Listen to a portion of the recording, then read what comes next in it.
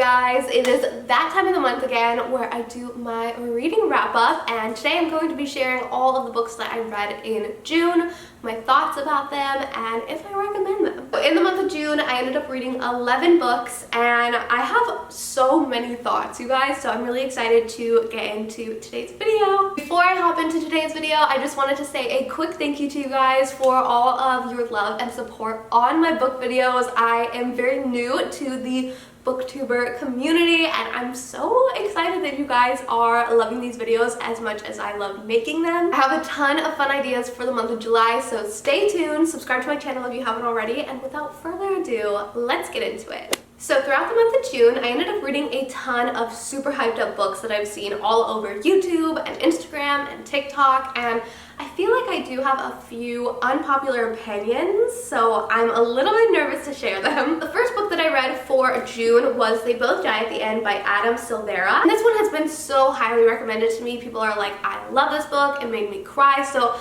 I did go in with higher expectations, which I really need to stop doing, because then I go in with like what I'm already thinking the book is going to be about and what it's going to be like, and then I end up a little disappointed most of the time. So that's probably my bad. I need to go in with like less bias. This book really does have a super interesting concept behind it, which originally is what drew me in. The main character, Mateo, ends up getting a call at midnight from the company Deathcast, which alerts him that he is going to die within the next 24 hours. And although they tell you that you're going to die within the next 24 hours, they don't tell you what time, they don't tell you how.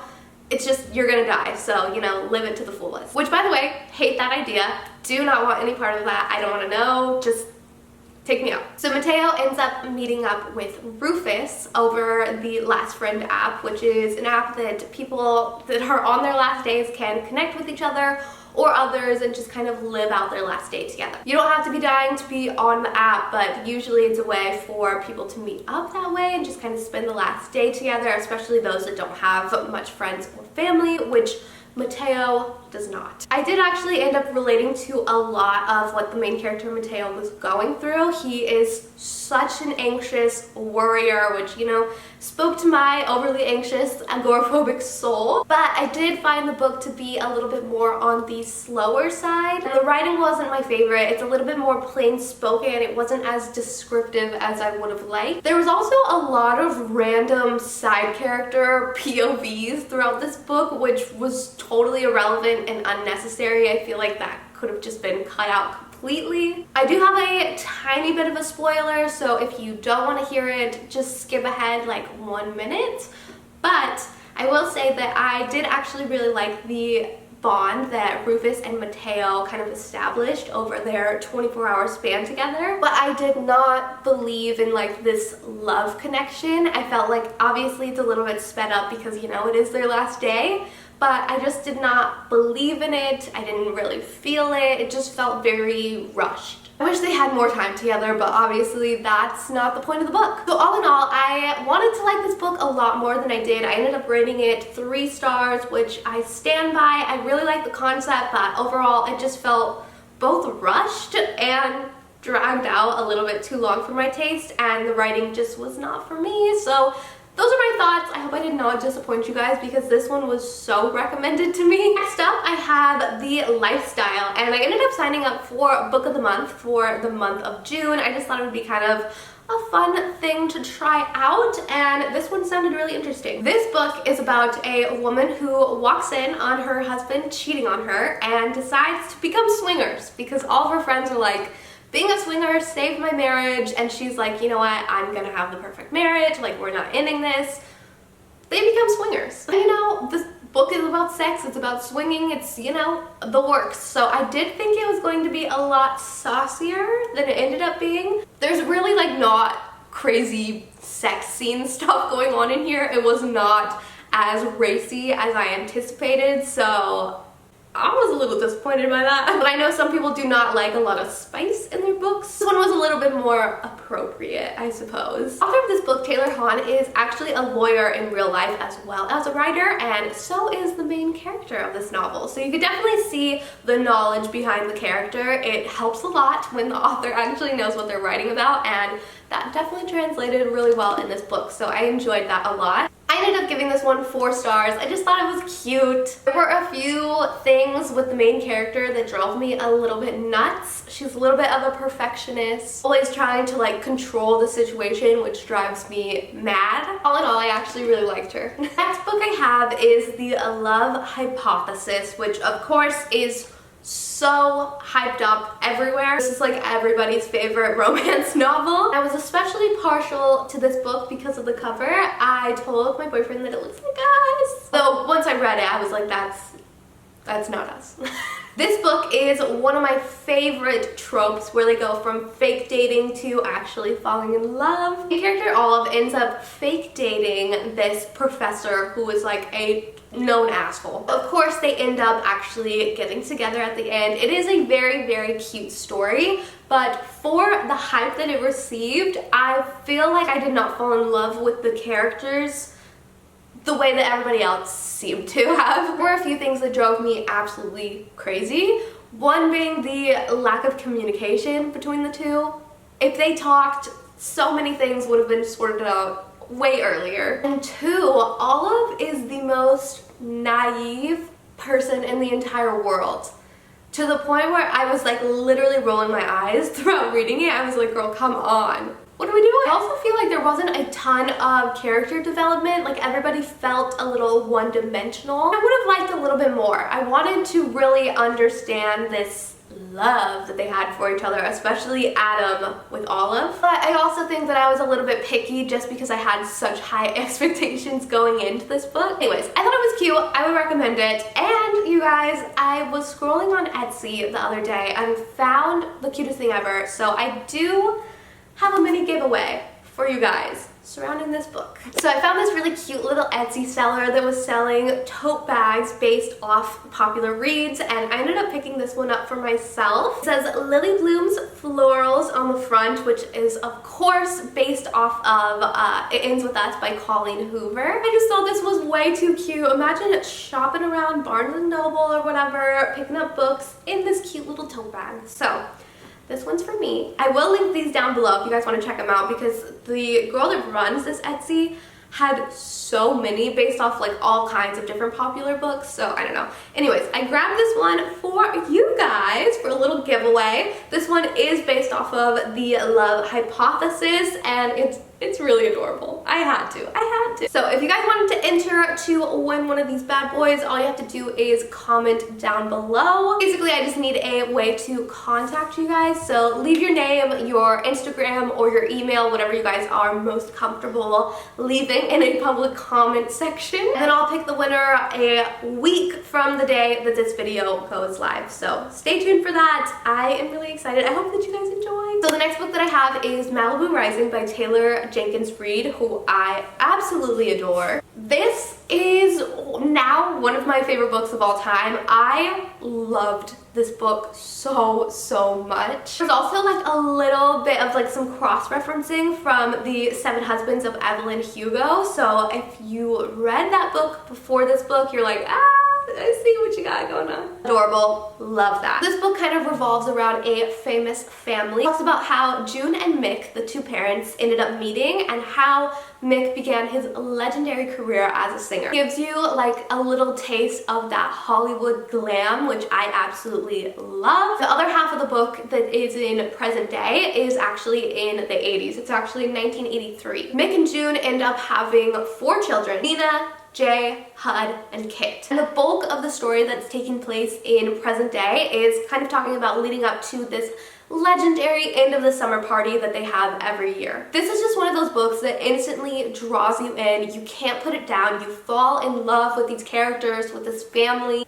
I was absolutely obsessed. This was a 5-star read for me, and I totally understand the hype now. This book means the world to me. I fell in love with this book. There's a lot of twists and turns in this book, things that made me laugh, that made me absolutely sob. I cannot recommend this one enough. Next up, I have The Summer I Turned Pretty by Jenny Han, because I wanted to read this one so that I could watch the new series on Amazon Prime. And this whole time I'm like, I need to read this book, like I'm I'm seeing it everywhere, blah, blah, blah. I realized halfway through reading this book that this is something that I read like sophomore year of high school. Until I started getting into the story, I had no recollection of this book for some reason. Maybe it's because the cover threw me off, I don't know. In high school, I absolutely adored this book, and while I was reading it, I was like, yeah, this is definitely something that I would have really enjoyed in high school, and you know, apparently I did. So I thought that was really funny. Totally forgot about this book. There's a little bit of like a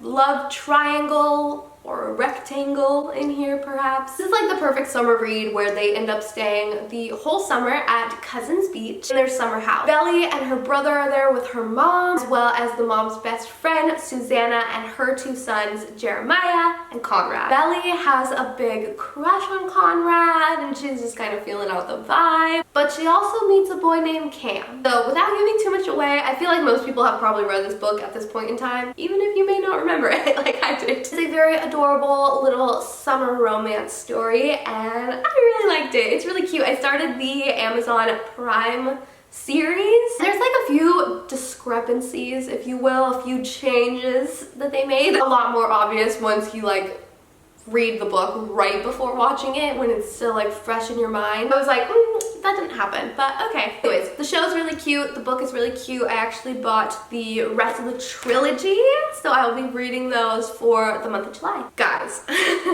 this book, to be fair, I didn't really see anybody say anything about this book, but it was one that I just recognized the cover from social media. I picked it up on a whim and this book was impossible to read. This was a DNF.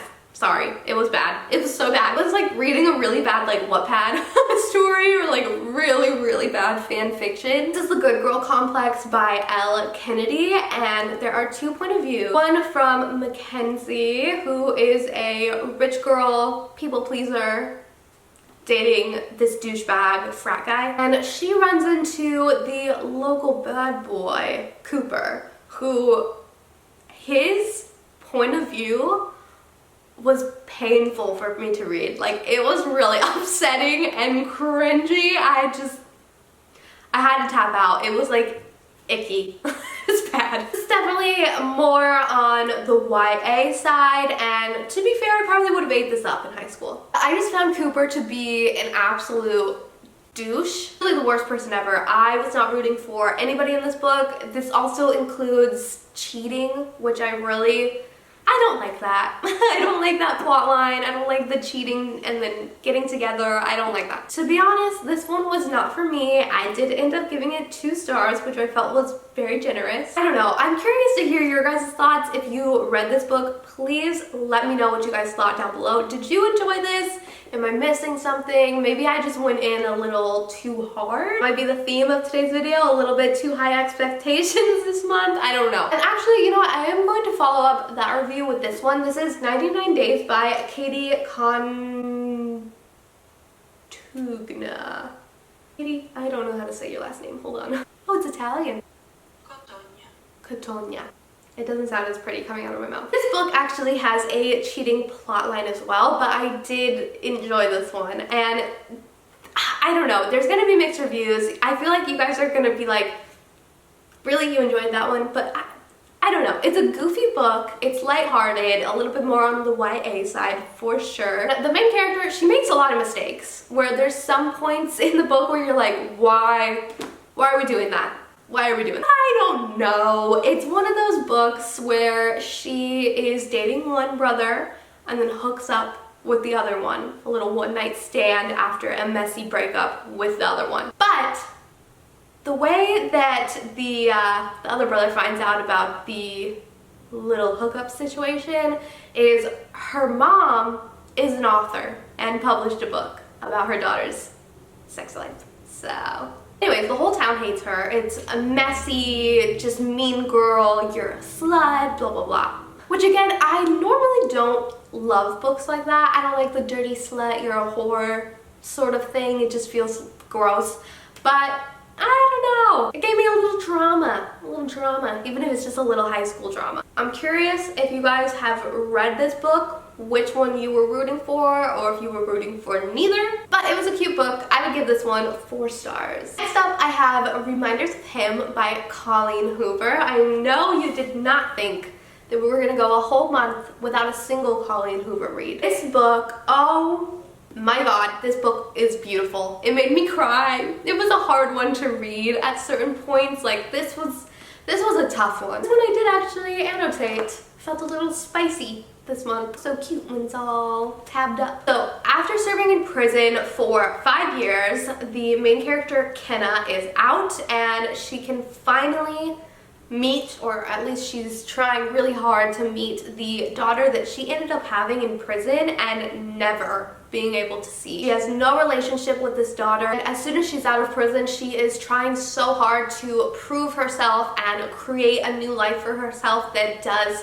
finally include her daughter. Due to the tragedy that she went through that caused her to end up in prison, the entire town hates her. Everyone already just has these thoughts about her where they don't think very kindly of her. The only person that ends up kind of letting her in is a hot bartender slash bar owner, Ledger, who I love. So this book does include a lot about tragedy and love, and it covers a lot of heavy topics, but it is a really, really beautiful read, and I don't know, I love this book. I really, really love this one. I ended up giving this one 4 stars, although it's probably like a 4.5. Highly recommend this one as well. Listen, you guys, I think I have another unpopular opinion. This is another one that, like, when I posted about how I was reading it on Instagram, I got so many DMs that were like, oh my god, it's my favorite book, I'm obsessed with that book, la la la la. I did enjoy this book. I did. There were a few things that I didn't love so much. This book is about a fabulous wedding that takes place on a kind of secluded Irish island. There's a lot of past to this island. A little creepy. In this book, it shares the 5 point of views from the bride, the +1, the best man, the wedding planner, and the bridesmaid. And overall, I did really enjoy the different point of views, except for the best man. Could not care less. I ended up skimming most of his chapters. I found him to be really boring. One thing that I did enjoy about this book is how descriptive it was. I really liked how she described things. It was beautiful. I could perfectly imagine it in my head. This is another one that felt a little bit slow to me. It didn't really pick up until close to the end, and I enjoyed the ending. It was a little twisty-turny. Did not expect it, let me tell you that. It wasn't a favorite of mine. I did end up giving this one 3 stars. It wasn't bad, I just felt like it was fine. Moving on to Book Lovers, I finally read this one for the month of June, and my lord, another 5-star read from Emily Henry. I'm obsessed with that woman, okay? This book, this was one that I was like almost kind of pushing off reading. This one and the next one I'm going to talk about because I just knew that I was going to love it, and I didn't want to finish it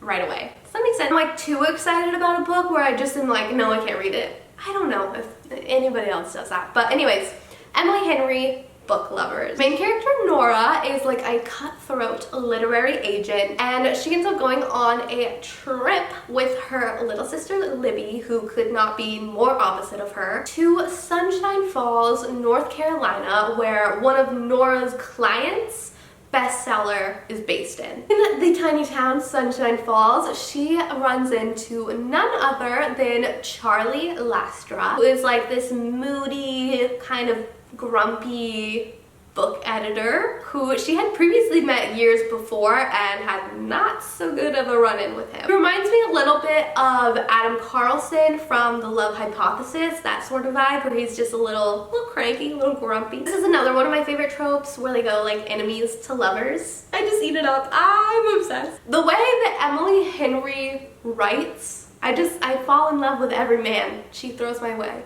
Charlie, obsessed. Augustus, yeah, I'm still obsessed. Dream about that man. This was easily a 5-star read for me. I was just absolutely in love and happy and giddy the entire time reading this book. I enjoyed it so much. If you are a fan of her other book, Beach Read, you'll definitely love this one as well. So the very last book that I have for you guys is another one that I was just like way too excited to read that I held off for so long, but Finally did it, and my god, this book made me freaking cry. This is Love in Other Words by Christina Lauren, and the cover of this book is just the cutest thing ever. It's adorable. And this book reminded me a lot of Every Summer After. There's another favorite book of mine. There's like a lot of similarities. Macy and Elliot are best friends, and as they grow up over the years, spending more and more time together, they end up getting closer and closer and end up dating and taking their relationship to the next level. But as